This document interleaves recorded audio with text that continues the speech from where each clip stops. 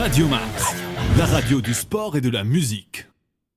Voilà, donc ce soir, point de presse du président de la Fédération royale marocaine de football, après avoir déposé donc les deux dossiers, un auprès du TAS et un auprès de la Chambre de commerce internationale. Alors, il est sur le site du TAS, du tribunal arbitral du sport, il y a cette petite brève là où on dit le tribunal arbitral du sport, TAS, a enregistré un appel déposé par la Fédération royale marocaine de football contre les sanctions que lui a infligées la Confédération africaine de football suite à la décision de la FRMF de ne pas organiser l'édition 2015 de la Coupe d'Afrique des Nations en raison de l'épidémie du virus Ebola.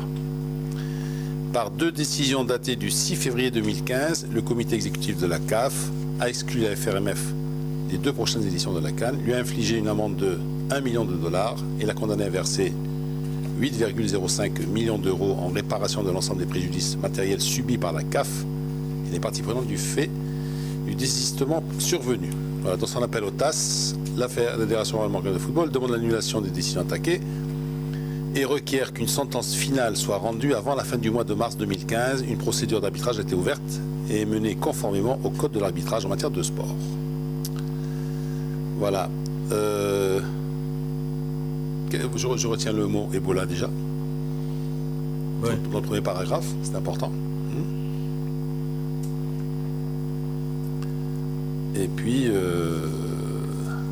en revanche, je ne comprends pas pourquoi la FRMF demande à ce que le verdict soit rendu avant la fin du mois de mars 2015. Pour la simple raison que le congrès de la CAF se tient le 8 et 9 avril. Ah oui, c'est vrai. Le congrès de la... Et que donc, il faudrait que le Maroc sache... Et qu'il y aura pendant le congrès de la CAF le tirage au sort des éliminatoires de la CAN 2017. Exact. Donc si la décision est rendue en faveur du Maroc, le Maroc peut s'inscrire aux qualifications de la CAN 2017. Voilà, avant le tirage au sort. Et c'est pour cela, que la TAS, le TAS, la TAS est pleine. en espérant qu'on ne va pas la boire jusqu'à la liche, la TAS. C'est pour ça que le TAS va l'inclure, je crois, en urgence, selon une procédure qu'on appelle une procédure de référé. Parce qu'il n'est pas...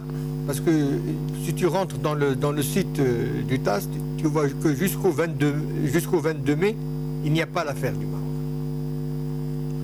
dans son calendrier. Oui, là c'est un communiqué quand même qui est daté d'hier. Hein. D'hier à 16h42, heure suisse, à Lausanne. Ça va être de grande urgence parce qu'une affaire menée comme ça entre maintenant et la fin mars, c'est très rapide et c'est assez exceptionnel comme procédure. Et entre la publication... C'est-à-dire ils ont enregistré, maintenant il faut voir quand est-ce qu'ils vont... Et entre l'enregistrement de la requête marocaine et sa publication sur le site du TAS et la convocation de la conférence de presse ou du point de presse par le président de la FRMF, il s'est passé moins d'une heure finalement, parce qu'à 18h, nous étions tous au courant qu'il y aurait, d'une façon ou d'une autre, un rendez-vous avec les médias.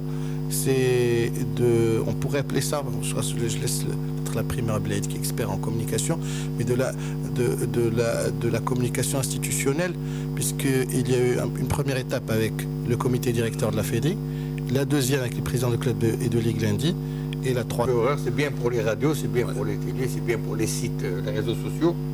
Oui. Pour la presse écrite. Peut-être la contrainte du délai en ce qui le concerne, parce que nous sommes aujourd'hui dans l'exception et puis procédure accélérée par rapport au TAS et CC, et la Fédération a l'obligation aussi de le faire. Peut-être c'est ça la contrainte. Ils sont obligés de s'expliquer par rapport à l'opinion publique. Aujourd'hui, tout devient très urgent. Bon, ils ont mis du temps, ils ont été critiqués, ils ont mis du temps certainement à constituer le dossier, à élaborer la défense, le système de défense. Il faut l'expliquer. Ils savent de quoi ils parlent. Mais je suis aussi pour laisser cette affaire se dérouler comme elle se doit, sans interférence. Et je pense que c'est ce qu'il y a de mieux à faire. Je pense qu'on est en plein dedans maintenant.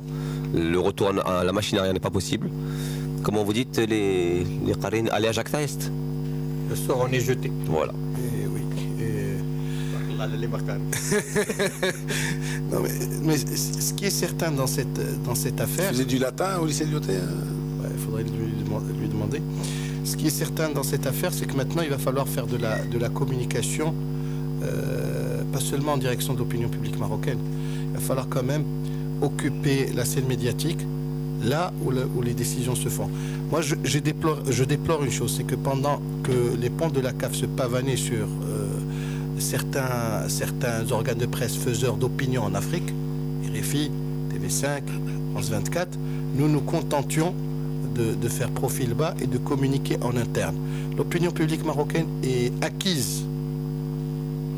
C'est bien de l'informer. C'est un je sais pas, tu dis il va y avoir des articles pour que les juges. Non, je ne parle pas des articles des juges.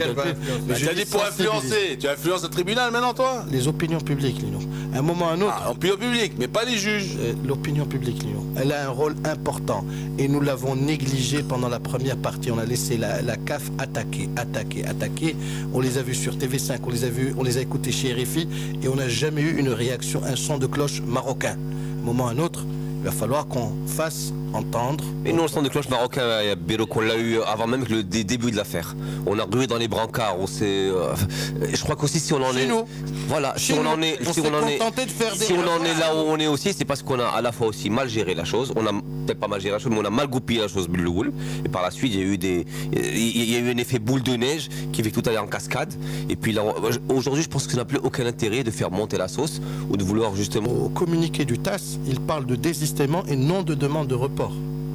Selon les SMS. Selon le texte. Lino l'a lu, on peut enregistrer un appel contre les sanctions que lui a infligées la Confédération suite à la décision de la FRMF de ne pas organiser l'édition 2015. Ne pas organiser.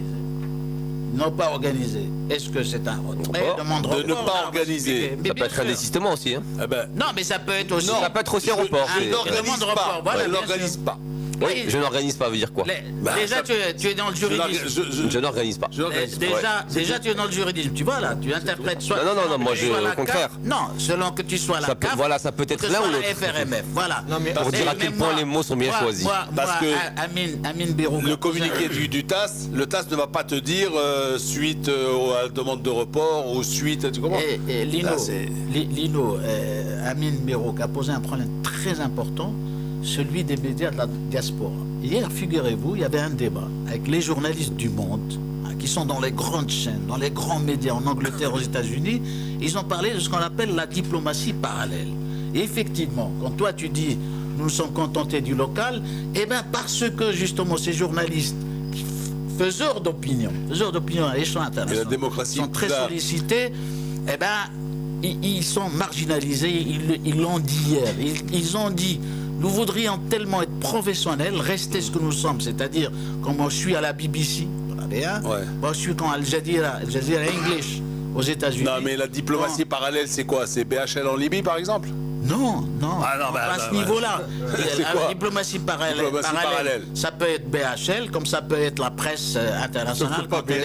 Non, mais le type, il te dit, quand il y avait, bon, je ne vais pas nommer un grand ambassadeur en Angleterre de l'Algérie, il venait avec une bouteille d'eau algérienne, avec du fromage anglais, et le discours du chef de l'État. Hein. Et là, c'est la presse, on arrose la presse, etc. Dans le domaine du sport, moi j'ai posé la question, eh bien rien n'est fait.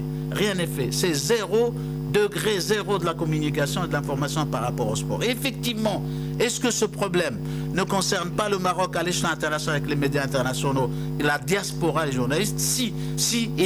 Voilà. Il est 8h27. Conseil pour les achats. Radio Max, la radio du sport et de la musique.